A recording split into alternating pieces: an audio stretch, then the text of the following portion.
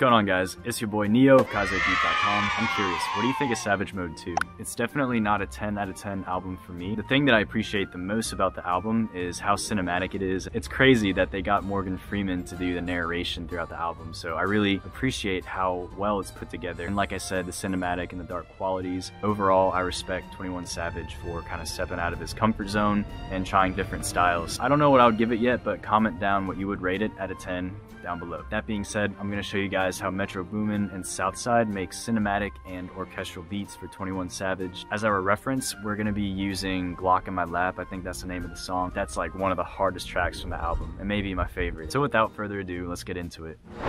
Wait till you see them. No. No. Ooh, piece of candy. The way this video is going to be structured is I'm going to do kind of like a top 5 gems to layering and creating melodies. As I create these melodies, I'll kind of expand upon some points that I think are important for making a good melody that will inspire the artist. I want to shout out Chuck Woods, who's part of the Expensive Gang, for the idea. I think it's an awesome idea. I got Addictive Keys loaded in. I'm using the Studio Grand on the jazzish setting, adjusted the tone and the hardness and the timbre so that it sounds nice and dark like this.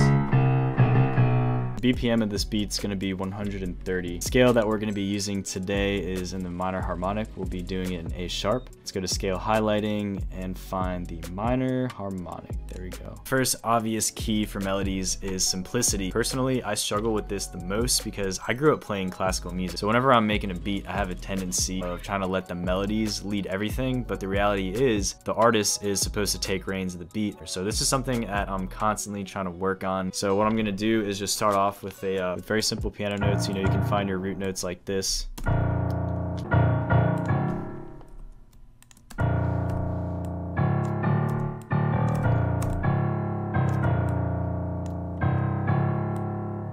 So we're gonna hit Control A and then Control B, Control B, Control B. Just kind of repeat this for 8 bars. Just so that we can get a good ear on the chord we're building, I'm gonna mute this very low note. I'm just gonna start building it off this A sharp 3.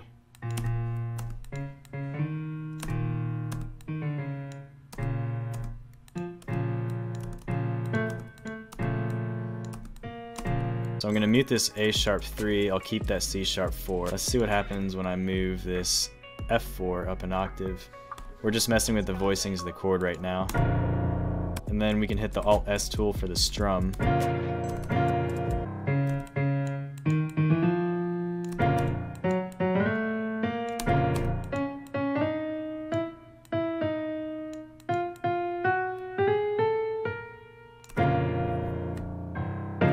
Nope.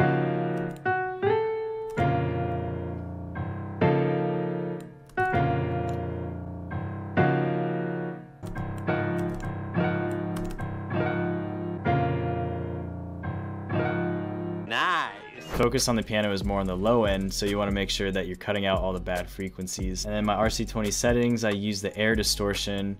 We have a little bit of wobble.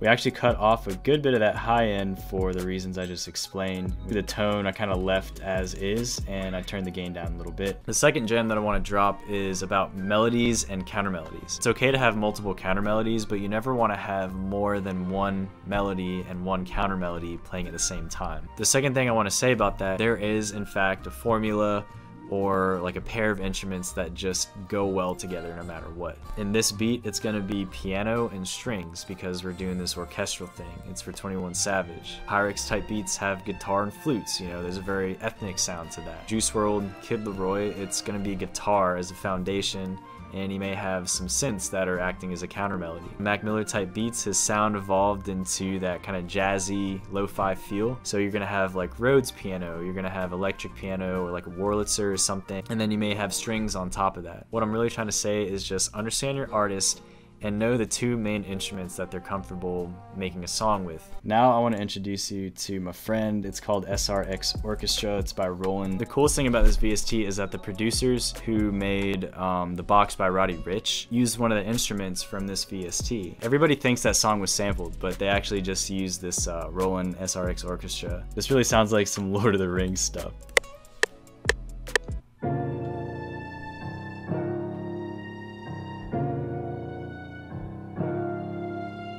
I found this sound that has all this stuff around it. But what I wanted was the little bell sound. Like that.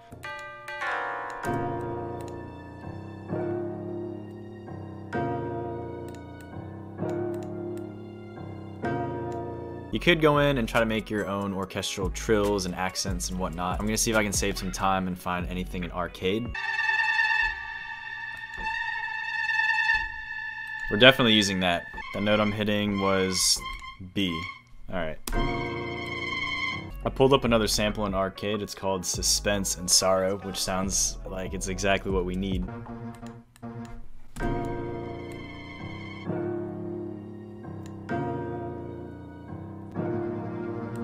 Alright guys, I'm gonna pull up a contact cello bank. It's a Tina Gual legato. Pretty nice cellos. Keep it on the legato setting.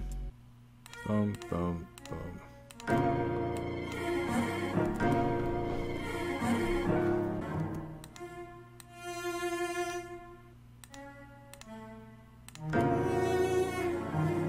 In fact, I'm gonna hit Control A, drop everything in octave. Let's check that out.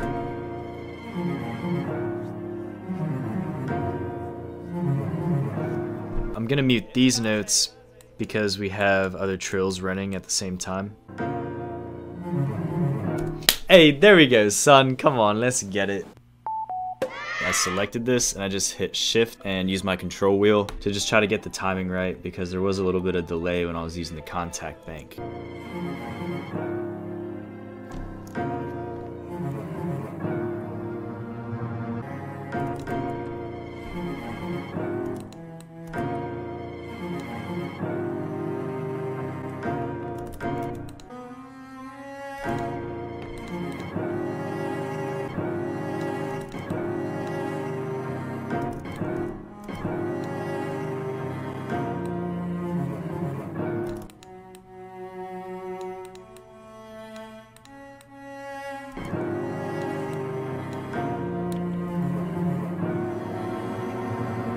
Ooh, that's kind of nice right there. I opened up SliceX, I imported the loop that we just exported, and I went to this flag, I selected medium grid slicing. What happens when you do that is SliceX will automatically assign all the cuts to this pattern. But if you notice, you get a clicking sound. It doesn't sound very good. All you have to do is just go to your SliceX, and where you see your envelopes, just activate the volume envelope. You know it's selected when you're on this volume tab. Just make a pattern similar to this. Then we're gonna grab this bar and just zoom in really close to the beginning and just ever so slightly adjust this.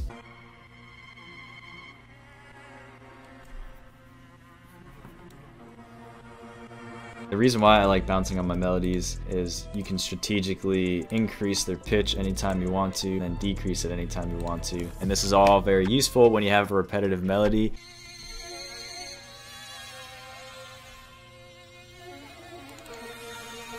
But yeah, in this case, it doesn't sound too great. Do something like add halftime. If you use a 2x mode, it's gonna drop it down an octave, so it's the same octave that we started out with, but it'll sound different because we have the halftime effect on it now.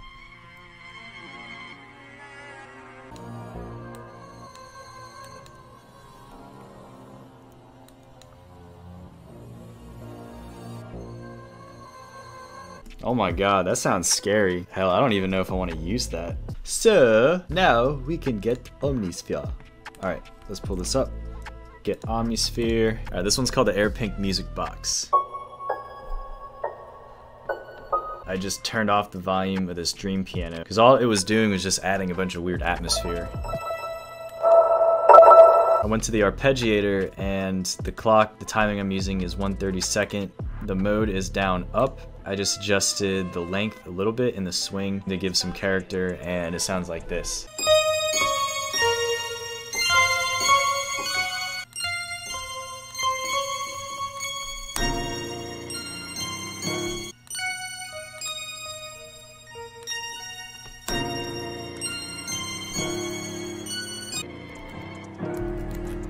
To really make use of our ARP, we're gonna have to create little intervals. I wanna activate my ARPs right about here. So I'm gonna click in a note, we'll drag it out a bit. And then just kinda experiment with the different notes and the ARPs and see what kind of sound you get.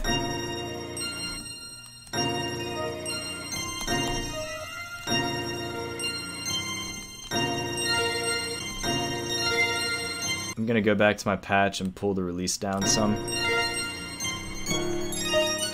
If you feel like your ARPs are too strong, you can always go and adjust the volume. There you have it. I'm gonna stop the video right here. If you made it this far, just drop a gloss down in the comments because I'll know you're a real one. If you haven't yet, please consider hitting the subscribe button so you can stay updated with all the new content that I drop. If you've got any ideas for the tutorial, just drop them down in the comments. If you just want to chat, chill, hang out, you can hit me up on IG at KazeBeat and TikTok at KazeBeat. Much love, thank you very much. I'll see you soon next week with a new video. Peace.